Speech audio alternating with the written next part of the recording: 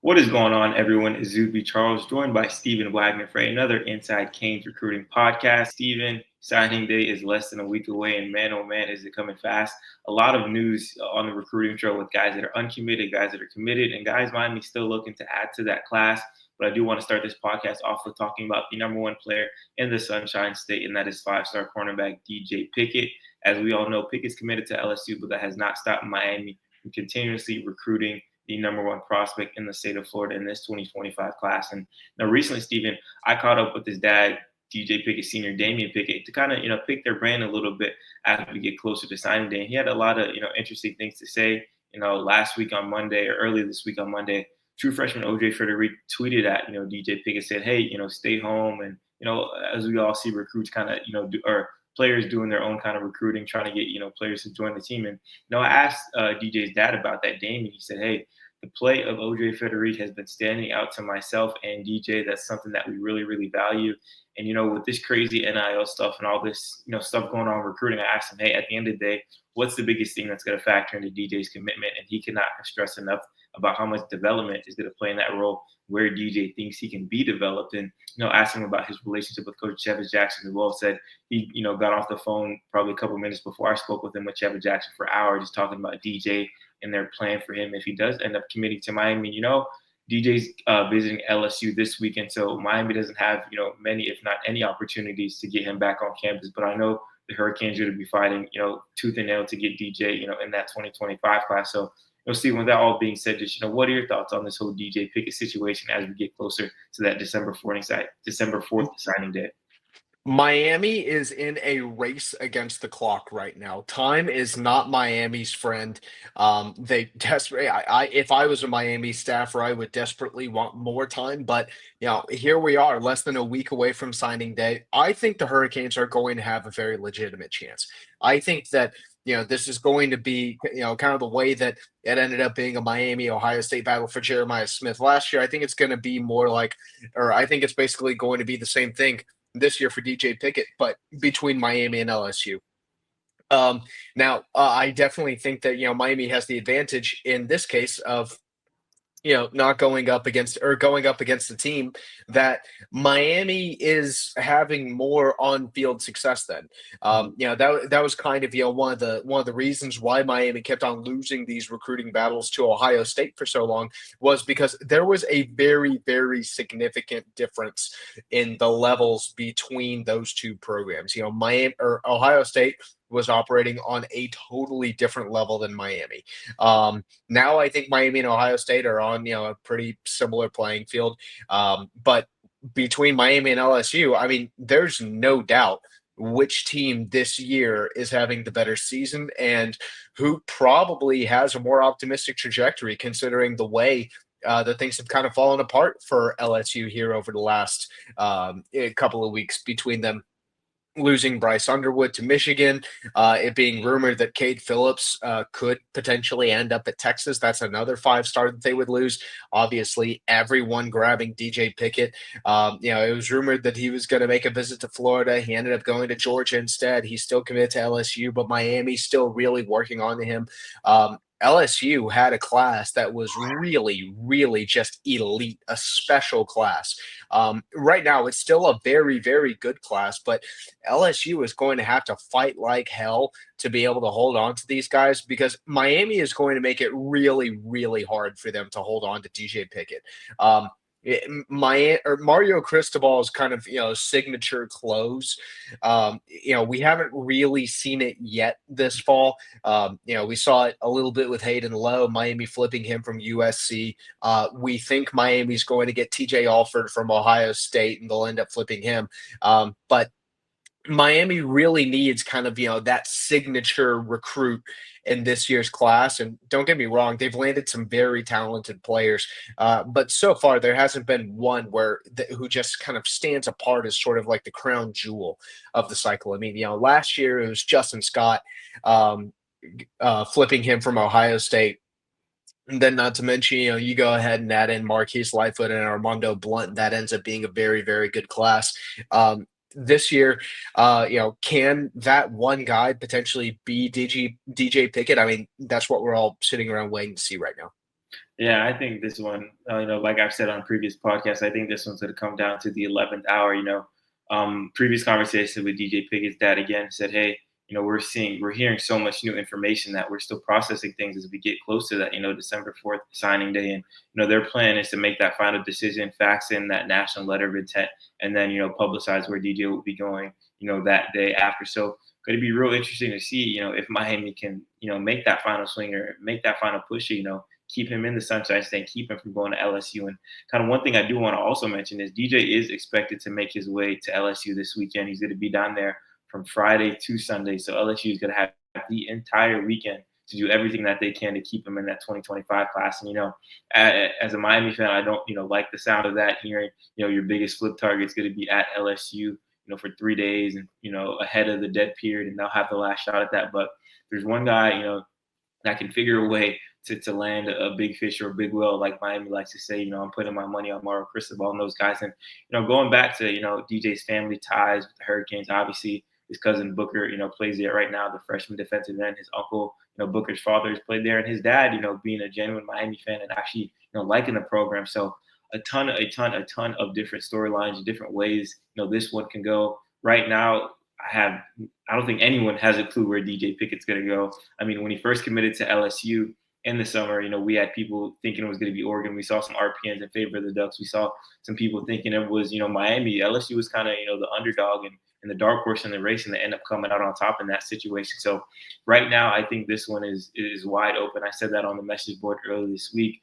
I don't think anyone, including DJ, knows where he's going right now. So it's kind of a wait and see mode, to see how things unfold this weekend, and to see if Miami can get that last crack on that coveted 5-star defensive back, before it gets to that dead period. And, we'll have you covered with any updates that we hear from DJ, his dad, or just the whole situation in general. So make sure to stay tuned with canesport.com as we, get closer to signing day, which, kind of came up faster than I expected, honestly, Steven. We've been covering these 2025 guys, which has felt like, years now. And now they're about to be, done with this recruiting stuff. But before we're done covering them, a ton of more storylines. And another big flip target, man, TJ Alfred, you alluded to him. You talked about him a little bit, during the beginning part of the show.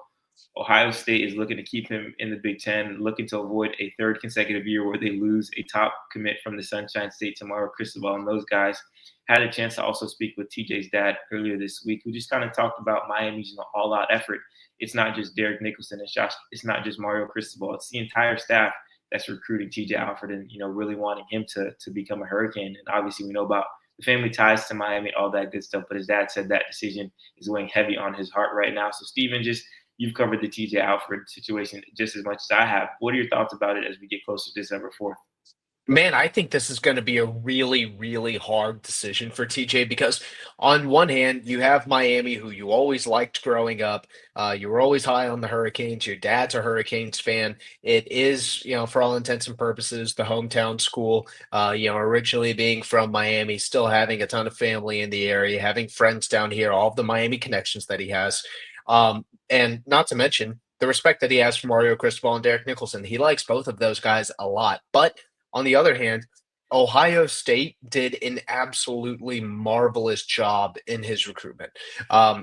James Laurinaitis I think he is a heck of a recruiter as a linebackers coach. Ryan Day has been involved lately as well. I just think they did a tremendous job really building that bond, building that connection with TJ, and kind of showing him why he needs to be in Columbus. And TJ has kind of told me before, there's just something different about going to Columbus. You feel like almost sort of like a different man up there. And he really really likes that feeling. He thinks that Ohio State is a special place that creates really special players and can set them up for long-term NFL success. And like I said, he likes Ryan Day and James Laurinaitis a lot, but on the other hand, Miami, you're able to stay close to home. You can play for Mario Cristobal and Derek Mickelson, who you both really, really like. Your dad is a Hurricanes fan. You've got a ton of family in the area, and you like Miami, and you genuinely do kind of believe in the overall trajectory of the program. So this is not going to be an easy decision. I do think right now that he is ultimately going to end up at Miami. But when specifically that is going to happen, I'm not quite sure. Yeah, I agree with you on that. I think, the Hurricanes, pull that third consecutive flip off from, Ohio State. And I do think, just like the DJ Pickett situation, this one's going to come down to the wire. When I spoke with his father, TJ Alfred Sr., funny enough, him and DJ Pickett are both juniors. He said, they're planning on signing during that 3-day period, between December 4th and December 7th. And these two schools are fighting tooth and nail to keep TJ Alfred, or to either keep TJ Alfred in the class or flip him to Miami's class. So another very, very, very tough recruiting battle that we're going to see come down the final stretch. And like I said, if there's one coach I want recruiting in my corner, that's Mario Cristobal. And I think, with these two big flip targets, I think they get at least one of those guys, if not two, but only time will tell with TJ Alfred and DJ Pickett. So we'll move on and kind of talk about some guys in Miami's 2025 class that are, trying to, or that programs are trying to pluck out. And we'll start with Timothy Merritt, a guy that we've kind of been on flip watch for a little while on the message boards. If you have seen those conversations about Tim Merritt, the cornerback out of Parker, Alabama, a guy that committed to Miami earlier this summer, a guy that was kind of an under the radar prospect who kind of popped up, and people didn't know too much about Timothy Merritt, and then people got familiar with him as he became a Hurricanes commit, but been real quiet from him. Hasn't visited Miami at all this year. Was expected to be at a few games, more notably Florida State. Didn't end up making it down there, but has made it to a pair of Tennessee Volunteer games. And that looks like the program that is giving Miami the biggest threat to take Timothy Merritt out of that 2025 class. Steven, you had the chance to talk with this coach, at Parker High School, who said, hey, the Volunteers are making a big push and Tim's listening. So where do you think things eventually end up, and where do what's your, diagnostics of this situation? Man, right now, I really think that this is a situation that's kind of remaining day to day. Just because he is committed to Miami today does not mean that he'll be committed to Miami tomorrow or the day after that or the day after that. Every day is a new adventure in this recruitment. We don't, I don't think that there are any guarantees about what is going to happen. I think this situation is incredibly fluid, but kind of from the outside looking in, I do think that Tennessee has the advantage of having been able to get him on campus a couple times. The Volunteers have been a threat for a while. I think right now Tim is probably pretty split. It sounds to me like this really is a situation that could go either way. Because on one hand, Chavis Jackson did a really, really good job recruiting him. He's got a great relationship with Chavis.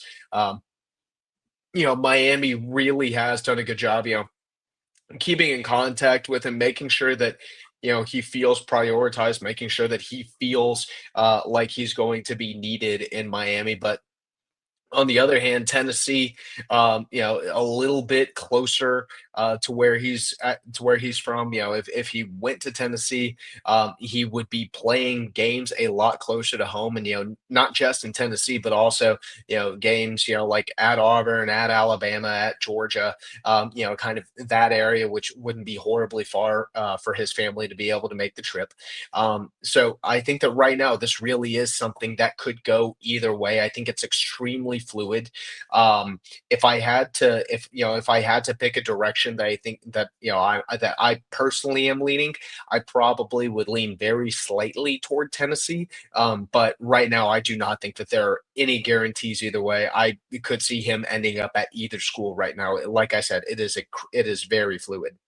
Yeah, one thing that you mentioned that I kind of want to, continue talking about is his relationship with Chavis Jackson, because, when he first got that offer from Miami, I asked him, hey, what's that relationship like with him? And he said, hey, when Chavis was at Marshall, he was recruiting me. When he got to Miami, he was recruiting me just as much, if not harder, which led to that commitment to the Kings. And, you mentioned a guy from Alabama in SEC country. Kids like that dream of playing SEC ball against the Alabamas or for the Alabamas and Auburns of the world. So I could see that kind of being a pulling point for him and the Volunteers, and just kind of playing in the SEC, like I said. But I do think Chevis Jackson's relationship with Timothy Merritt holds a lot of weight, and that is what's keeping him in that 2025 class. Obviously, Miami's success on the field and things like that, but with Tennessee, they're in that playoff mix as well. They've been a program on the rise the last few years, so there is some interest there. But I think this is just like the DJ Pickett and TJ Alfred, recruitments of the world. I think this one comes down to the wire, and we'll have to find out on that December 4th signing day. We always talk about Mario Cristobal going into other classes and taking prospects. Now, another program is trying to come into your class and take, one of your coveted prospects. So, like I said, we'll have to see how this one, comes down when we get to that December signing day, which will be a day full of fireworks. And, we're excited to cover, and we'll have you covered at canesport.com. And another guy that an SEC program is looking to grab from Miami's class are Hilton Stubs, a guy that, we've talked to a few times this year. He's been down in Miami a few times, and he's remained solid on that pledge to the Canes. So, Steven, you wrote a story last week about how, Florida keeping Billy Napier and those guys picking up those two big wins against LSU and Ole Miss has kind of, shook things up a little bit from Miami with the recruitment of Ben Hanks, Dallas Wilson, Vernell Brown. But, now we're hearing a little bit of swirls about the Gators trying to swoop back in with Drake Stubbs and, make things interesting for Miami down that final stretch. Just what are your thoughts about, that story that you wrote, and, how do you think it potentially can affect Hilton Stubbs' commitment to the Canes? Yeah, Hilton was one that kind of surprised me a little bit whenever we first started hearing that Florida was making a run at him. But kind of the more that I thought about it, the more that I really wasn't surprised, and I kind of thought, yeah, this is something that I definitely could have seen happening and probably should have seen happening. Yeah, so before he committed to USC, let's go back in time to about a year ago whenever Hilton was a junior in high school and he was taking a ton of game day visits. Florida was it appeared at least to be the overwhelmingly strong leader. It felt like he was a kid who just, was gung-ho on Florida, wanted to be a Gator, liked Florida, liked what they were doing, believed in Billy Napier. At the time, Florida still had Corey Raymond on the staff, who, as we've seen what he's done with DJ Pickett, he has a really great way of connecting with young football players, and I just think that all signs indicated that he was probably going to end up a Gator. Then fast forward a couple of months. He surprisingly commits to USC in a commitment that really just stunned everyone. I like all of us were kind of taken aback whenever he committed to USC. I remember whenever I saw that, and this was before I think we really considered Miami to be like a strong front runner for him or an overwhelmingly likely landing spot. Yeah, I saw he committed to USC, and I went, really? USC? Yeah. Well, fast forward a few more months, and he decommits from USC. Basically, it effectively flips to Miami because he decommitted from USC and committed to Miami within the span of like 2 weeks or maybe 1 week or something like that. So the fact that Florida now is circling back around to a kid who had very, very high interest in them and was incredibly high on them as a program for a very long time, like Florida going ahead and doing that really shouldn't be a surprise to anyone. And objectively, it's really not that much of a surprise to me. I still think that Miami is in the most favorable position here, but certainly Florida, they've got a little bit of momentum for really the first time since Billy Napier's been the head coach. It seems like they're starting to really solidify things on the recruiting trail. It seems like they actually have a good amount of buy-in to the program. It seems like people are actually caring about Florida football, and it seems like right now Gator fans are saying, hey, maybe we're right to hang on to Billy Napier. Maybe this guy actually does know what he's doing. I definitely think that complicates things a little bit. Although, like I said, I do think that Miami probably ends up with him right now. Yeah, I think this is, a bit different than that Timothy Merritt situation because, like I said, Timothy Merritt has not visited Miami this year. Drake Stubbs has been down to Miami a handful of times, this year. And, Obviously, like you mentioned, the Gators were a team that a lot of people thought he was going to commit to the first go around, but obviously USC won that commitment, and then Miami ended up, landing him, after that. So this one's going to be one that obviously we closely monitor down the final stretch, because we've seen the Gators have picked up a lot of momentum on the recruiting trail. We saw, earlier this week that they flipped a pair of guys from rival Florida State. So they're looking to take from their rivals, down the final stretch. And they're looking to, make a hit on the Hurricanes with Drake Stubbs. And like I said, I think he ends up ultimately in the Miami 2025 class, but a situation that we will be monitoring as we get closer to signing day, and wanted to let you guys, kind of think about it as well too. But a ton of storylines for this 2025 cycle. Stephen, we're almost at the finish line. It's been a blast covering these 2025 recruits. And, we've had the chance to speak with a lot of guys that are committed to the class that are ready to sign, on that December 4th, signing day, become Hurricanes. And, for the most part, or for most of it, all these guys are super, super, super excited to become Canes and get down there early. A lot of guys will be early enrollees too, so we'll be able to see them, practicing in the bowl games and things of that nature, which I think will be pretty cool. So make sure to check out, all the stories that we have coming on the 2025 signees on December 4th. So, Stephen, like I said, 2025 cycle coming to an end. Just what are your closing thoughts? Because next time we talk, most of these guys will be signed with the Hurricanes and, getting ready to get down to Coral Gables. This is the moment that we have been waiting for a really long time. And if you're if you're not really, a recruiting guru, or you're not someone who really closely follows recruiting, you'd probably be looking at Miami and saying, yeah, they've got a pretty good class. But, after being around, this program last year and kind of seeing the way that they went about recruiting, really down the stretch last year, and heck, even back in the 2023 cycle, the some of the almost recruiting miracles that they pulled out really, really late in the cycle. I still think that Miami might still have a little bit of Mario recruiting magic yet. And we know that they literally are not going to stop until those papers have been sent into the school. And notice I didn't say until pen hits paper, because as we saw with Jeremiah Smith last year, that is not always the case.